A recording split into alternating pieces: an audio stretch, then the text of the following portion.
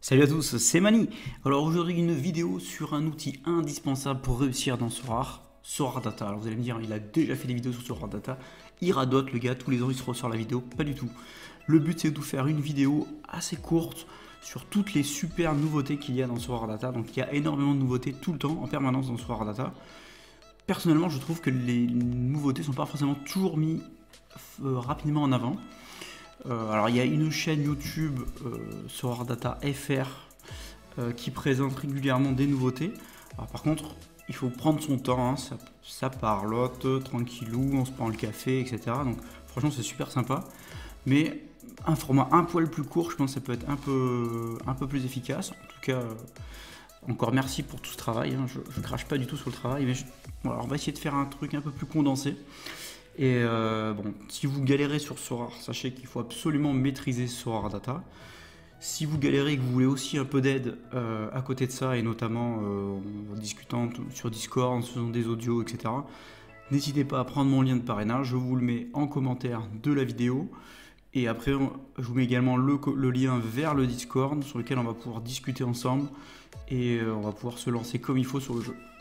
Donc au programme de ce soir, de cette vidéo, donc, du Sora Data, avec vraiment les fonctionnalités essentielles, donc les nouvelles fonctionnalités qui sont arrivées cette année et qui donnent vraiment un avantage, je trouve, par rapport à la version d'avant.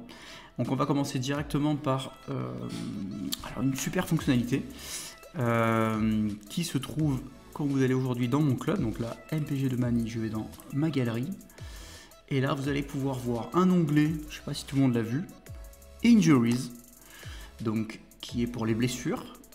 Donc là je vais pouvoir choisir, donc alors attention, ça va taper dans des API vers d'autres sites, Transfer Market, Sport Gamblers, etc. Donc les infos sont quand même relativement fiables, mais bien sûr ça n'empêche pas d'aller regarder un petit peu à côté la justesse des infos, mais ça donne quand même une bonne base. Et puis un truc assez sympa, c'est de se dire, bon, je suis en train de préparer la Game Week, je sais pas moi, 290, et là ça va actualiser en fonction des durées d'indisponibilité les cartes.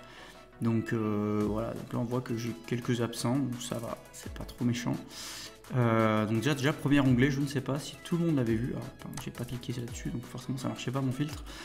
Donc voilà, je sais pas si tout le monde l'avait vu, mais je trouve que c'est déjà une fonctionnalité qui est déjà très cool. Alors même s'il y a des sites comme Sora Club ou d'autres, ça vous permet de le voir directement dans votre Sora Data. On va passer ensuite à une autre fonctionnalité que j'aime beaucoup, qui est, alors des fois vous recevez des offres avec je sais pas combien de cartes, etc. Vous dites mais putain, ils m'ont pris pour Powell, les mecs, c'est pas possible. Bah, des fois ça peut quand même être intéressant, donc, par contre pour les analyser c'est un peu relou. Donc ce qui est pas mal, c'est qu'ils ont sorti quelque chose qui s'appelle My Trades. Et dans My Trades, qu'est-ce qu'on va retrouver? On va retrouver les offres. Donc là par exemple j'ai reçu une offre de Axis44 il y a 8 minutes. Je l'avoue, c'est mon complice pour cette vidéo. Donc qui veut que je lui envoie mon Randall Kolo Muani. Déjà aucune chance, déjà c'est impossible. Je pense qu'il va faire une très grosse saison. En tout cas j'y crois beaucoup. Et elle m'envoie une série de joueurs. Ma foi, peut-être très intéressante, mais est-ce que ça vaut le coup? Alors écoutez, moi elle m'envoie l'équivalent de... Elle m'envoie pas des terres déjà. Elle m'envoie l'équivalent, donc là en floor price, le 0,604, c'est-à-dire 807 euros. Si on prend aussi la moyenne des derniers achats, parce que des fois le floor price il a un peu faussé pour peu qu'il y ait un gars qui ait mis un prix vraiment très élevé, donc on se fait une petite moyenne des deux. Donc là en gros elle m'envoie pour environ, allez, entre 700 et 800 euros de cartes pour récupérer mon petit Kolo Muani qui vaut 1000 euros. Donc forcément, alors 1000 euros à cause du floor price. Par contre, en moyenne, son offre n'est pas si déconnante que ça. Bon, par contre, bien sûr, moi, j'ai pas envie de lui vendre mon petit Kolo Muani. Mais du coup, voilà. Donc là, ça permet de voir ça. Autre petite fonctionnalité du même type, donc c'est toujours dans My Trades. Là, ça va être à l'inverse. Moi, je vais faire une offre. Là, par exemple, j'ai fait une offre à Powell pour mon petit Pezic qui part en Serbie. Bon, il pourra jouer la Ligue des Champions, mais bon, je préférerais m'en débarrasser pour un autre joueur. Donc là j'ai pris au hasard Gabriel Florentin. Si je fais détail, donc là je vois l'offre que je lui ai faite. L'offre était intéressante quand je lui ai envoyé, maintenant elle l'est un peu moins. Quoique ça va encore. Par contre, je veux dire, bon là, mon offre est peut-être un peu légère, il va pas accepter, il prend 20% environ de l'offre. Donc là, si je prends le floor price, là c'est sûr qu'il veut pas, donc là il faut que je rajoute au moins 30. Donc là, je vais un peu affiner mon offre. Et là, comment je vais faire? Je vais aller dans... il me semblait qu'il y avait un bouton plus clair que ça. Ça. Donc là, je vais faire Open in Builder, pardon, qui est là-haut. S'il veut bien. Voilà. Et donc là, du coup, je vais pouvoir modifier mon offre. Alors, ça va pas modifier l'offre d'un soir, hein, mais par contre, ça va me permettre de l'affiner. Donc là, par exemple, je vais rajouter 0,30. Donc, je vais ajouter des cartes. Et ça peut marcher dans l'autre sens aussi. Donc, vous voulez rajouter des cartes chez Powell. Donc là, vous allez chercher dans toute sa galerie.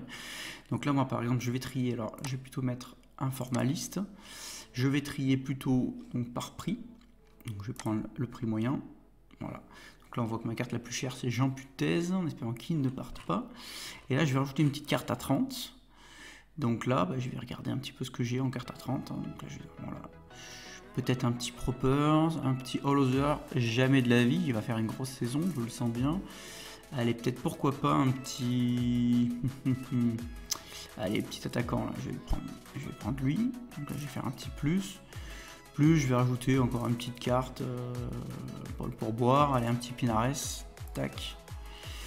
Voilà, donc du coup, comme ça nous permet, donc là je fais confirme, et voilà, ça me permet de, voilà, de remodifier une offre et de voir un petit peu si c'est plus intéressant. Et comme ça, voilà, c'est un peu plus sympa, on bouge avec la valeur des cartes et tout, on a tout en un seul visuel. Donc là, je trouve que c'est vraiment très cool pour faire des offres, et notamment avec des traders comme Powell. On voit bien que dans les offres que l'on reçoit ou les offres que l'on envoie, c'est assez intéressant. Donc voilà, on a vu les deux premières parties que je voulais vous montrer, donc les injuries et my trade. Une autre fonctionnalité qui est plutôt sympa, ça va se retrouver maintenant dans le SO5. Et donc là, on va aller dans le Game Week Center. Plus que là, rien de nouveau. Je ne sais pas si vous avez remarqué, il y a un petit bouton Matchups. Et là, ça va vous permettre de choisir des équipes. Donc là, on va choisir en haut sa Game Week. Par exemple, moi, je vais me positionner sur la Game Week. Bon, allez, on va regarder la 288, sinon on peut choisir, hein. Hop là, on choisit le truc. Par contre, alors, le truc c'est que ça se base, d'après ce que j'ai compris, sur des cotes des paris sportifs. Donc il ne faut pas aller chercher des game week qui sont dans 30 journées, parce que du coup vous n'aurez pas les cotes, donc du coup les infos seront un peu biaisées. Donc là, ça nous permet de trier comment? Le pourcentage de victoire. Donc là, voilà, c'est Unibet le partenaire, c'est écrit. Donc là, par exemple, Unibet nous dit que sur ce match-là, alors je ne sais pas du tout quelle est cette équipe-là, c'est une équipe de Superliga, donc au Danemark, elle a 74% de chance de gagner contre cette autre équipe. Donc là, typiquement, si vous allez trouver des joueurs de cette équipe, donc là, après, il suffit de cliquer sur la team, on va aller voir dans le roster, on va regarder un petit peu les cartes qu'il y a. Donc là, on voit qu'il y a une carte qui est couverte. Voilà, ça va vous permettre comme ça d'aller regarder un peu des cartes qui peuvent être intéressantes dans les match-up. Et si on décortique un petit peu le truc, alors là il faudrait que je retourne sur le match-up. Qu'est-ce qu'on a d'autre d'intéressant? Si on veut chercher un défenseur ou un gardien, on a aussi le pourcentage de chance, toujours selon Unibet, d'avoir un clean sheet. Donc ça c'est plutôt très intéressant. Attention, on l'a pas sur tous les matchs, hein. On voit qu'il y a des matchs sur lesquels ça n'y est pas, mais c'est quand même toujours intéressant. On a ensuite le pourcentage de chance que notre équipe va mettre au moins 3 buts. Donc là, en gros, on va la rouler dessus. Et le pourcentage de chance que l'on prenne 3 buts. Donc là, typiquement, il me faut un pourcentage très faible. Plus le pourcentage est faible, moins, en gros, mon équipe va prendre de buts. Donc là, typiquement, un match entre Boca et... j'arrive plus à lire le... Voilà, et Talleres de Cordoba. Donc du coup là c'est un match qui est dit facile, donc avec peu de chances de se prendre 3 buts, 55% de chance de victoire, 52% de clean sheet. Donc là typiquement si vous allez chercher des joueurs à Boca pour ce match là, ça peut être intéressant. Donc là vous voyez quand même, c'est un outil, je trouve qu'il est quand même assez planqué, il faut aller le voir, hein, là-dedans, et alors qu'il est super puissant. Donc voilà en gros déjà les 3 premières fonctionnalités que je voulais vous montrer. On va aller regarder ensuite. Alors ça va se passer au niveau des joueurs. Alors, on va taper au hasard Mbappé.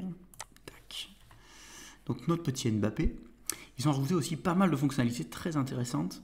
Donc déjà, si on se met par exemple, truc tout bête, sur... on va regarder en rare pour voir ce que ça donne. ce qu'on peut faire dans le graphe, alors déjà on voit qu'il y a les cours moyens par jour, plus donc du coup ce qui s'est passé dans la journée, en haut et en... Si je veux regarder par exemple, je sais pas moi, alors ça c'est pas le bon exemple, je voulais trouver un exemple d'un joueur qui... Ah bah voilà, tiens par exemple. Là si je commence à afficher toute la durée, donc j'ai cliqué sur All, je me retrouve avec des valeurs un petit peu à la marge, donc sans doute des erreurs ou je sais pas. Et par contre ça me bride dans mes analyses, donc du coup maintenant ce qu'on peut faire, c'est qu'on peut dire je ne veux que cette section là, donc là je choisis... Ah merde. On va rafraîchir. Mbappé, alors je suis parti en arrière. On va repartir là-dessus. Donc là, je me mets sur All. Donc là maintenant, alors là l'affichage déconne, je ne sais pas pourquoi. Ça marchait mieux tout à l'heure. Ah, c'est parce qu'on était en rare. Pardon. Et donc là, du coup, je veux sélectionner que cette partie-là. Donc là, on voit qu'il y a, voilà, il y a une petite couleur qui se met. Et là, hop, on a éliminé les valeurs qui ne nous intéressent pas.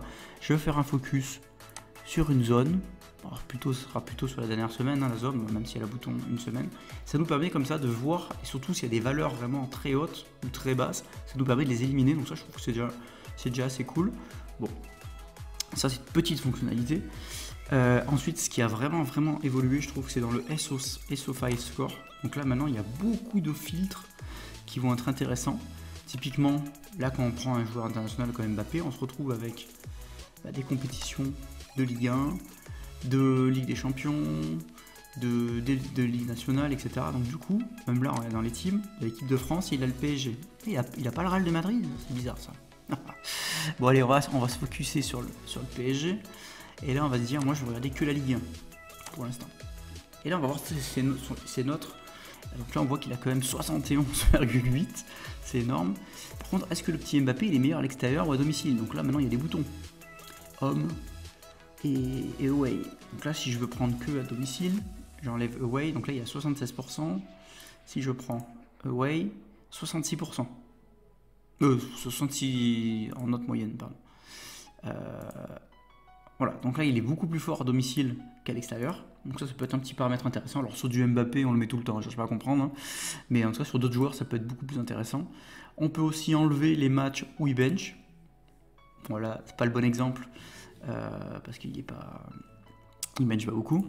Donc voilà, ça permet de voir aussi, voilà, je veux pas les matchs où il rentre en cours de jeu. Parce que ça va me biaiser mon price graph. Il est rentré en cours de jeu parce qu'il revenait de blessure, etc. Ça m'intéresse pas, je l'enlève. Et là je vois une courbe beaucoup plus nette. On peut aussi changer, pour peu que j'ai une carte qui soit midfield, ça existe depuis un moment, on peut voir son scoring, donc là c'est pas le cas sur ce joueur là, hein, il a qu'une carte attaquant, donc voilà déjà ça je trouve ça assez intéressant, ça permet de mieux analyser les scores, donc là c'est pareil, ils ont rajouté des filtres sur les L5, L15, L40, donc ça c'est, voilà. Moi je trouve que là, toutes ces fonctionnalités là, permettent, on voit aussi en fonction de sa position, selon s'il a changé de position dans le chemin tactique, donc ça c'est pour les mecs un peu plus avancés quand même. Et du coup ça permet de faire une meilleure recherche des scores, donc ça c'est vraiment très cool. Et on va regarder une dernière fonctionnalité, alors là celle-ci elle existe depuis un petit moment, mais je trouve qu'elle a quand même pas mal évolué, et je la trouve vraiment ultra puissante, c'est dans Scout, et c'est le Player Finder.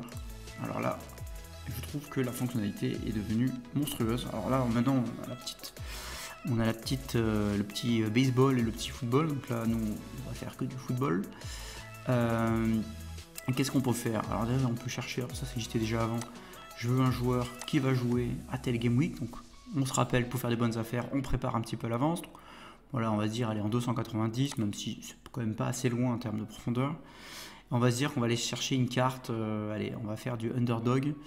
Donc je vais aller me chercher une carte avec, ou même pas, je vais faire du spécialiste, donc avec une carte avec un score moyen de 40 maximum. Je veux que dans son L15, dans le L5, il ait fait au moins 50% des matchs où il est titulaire. Et par contre, j'ai juste envie de le prendre pour une game week et le revendre, donc je vais mettre un petit floor price à 0,020 par exemple, c'est pas très cher. Je vais le trier par L5, pourquoi pas. Et ouais, on peut regarder, voilà, il y a quand même beaucoup de filtres. Je veux qu'il soit 23, je peux cliquer par ligue, ça existait déjà avant. Qu'est-ce qu'il y a d'autre de sympa? Bon, c'est déjà pas mal. Hein. Et donc là, si je filtre, on se retrouve avec toutes les cartes sur la droite. Si je veux, je peux cacher les filtres maintenant pour avoir un peu plus de joueurs à l'affichage. Et ça va me permettre comme ça de me dire, bon bah voilà, tous les mecs qui sont avec mon critère de recherche. Le petit Goliath par exemple, il va jouer. Il a L15 de 38, ça peut être un bon plan celui-là. Bon bref, on va pas faire une analyse de scouting. Bon voilà, écoutez, sur les critères, sur les nouveautés de Sorar Data, donc voilà, je pense que déjà avec tout ça, ça va vous permettre déjà, pour ceux qui utilisent le site un peu basiquement, bah, d'aller un petit peu plus loin. Moi je trouve qu'ils ont fait vraiment énormément de nouveautés et qui apportent à chaque fois des choses assez intéressantes. C'est rare, je me dis bon, ça sert à rien. Donc profitez-en parce que le site va quand même devenir payant un de ces quatre, hein, c'est annoncé plusieurs fois et c'est logique, hein, ils bossent pas gratos. Donc à voir ce qui reste gratuit et ce qui reste payant. Donc écoutez, voilà, j'espère que cette petite vidéo va vous aider dans vos recherches. Si vous galérez, n'hésitez pas à venir me voir et on va discuter stratégie ensemble et on va essayer de voir comment on peut avancer ensemble. Moi je vous souhaite à tous de très bonnes Game Week et alors à bientôt mes petits poulets.